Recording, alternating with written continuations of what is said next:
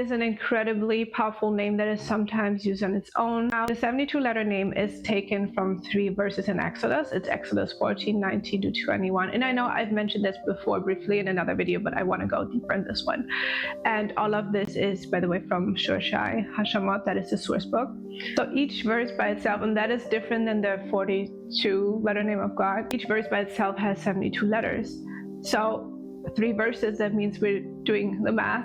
That's 72 times 3 letters. So we end up with 216 letters. And then we rearrange all of them and pair them up. Okay, they're not pairs, but 3-letter combination. And they're literally like codes. And each name has a unique power, and biblical Hebrew is magical, just like there are other magical languages. For example, Sanskrit is also magical. With biblical Hebrew, it is very important to understand that the alphabet itself is magical, and it's directly linked to the fabric of the universe, because in Kabbalah, we have the tree of life, and it symbolizes all the levels of consciousness or dimensions, whatever you want to call it.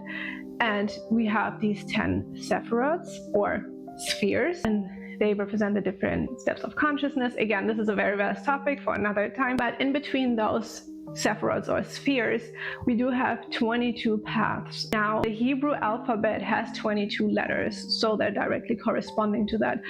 So the alphabet itself is a representation of the universe and of divine power. So understanding that helps, because why would letter combinations be powerful? And these 72 names or codes all have unique powers. You can work with them individually by meditating on the letters and chanting the name. And it's pretty much like turning the radio dial and then tuning into a very specific frequency that you then take into your own being. And there are 72 names of God, and there are 72 angels. So the 72 angels of the Shem HaMeforash. Now, each of the 72 names, again, already has these different powers, but they also have a corresponding spirit, intelligence, or angel. And some of you might be watching this that are less familiar with this topic, that think of angels as how they're depicted in pop culture as these babies with white wings, kind of goofy looking. And that's not what I'm talking about here. There are many classes of spirit, but angels are supposed to be of God. And pretty much everyone knows about the archangels, Michael or Michael, Raphael, Gabriel, Uriel, or Ariel. And no, they're not part of the 72 angels. If you look at their names, you gotta notice that they all end in El.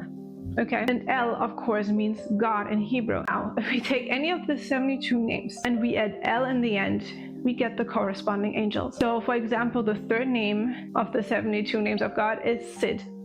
If we add El, we get Sitel. And there are some variations where instead of El, Yah is added. Now, the way I like to think of these angels is that they're an embodiment of divine power, but different flavors, right? So imagine there's one higher consciousness, then an angel is a very specific part of that consciousness. And to me, it's similar to thinking of light, because the whole light spectrum has all the colors, right? We just perceive different wavelengths as different colors.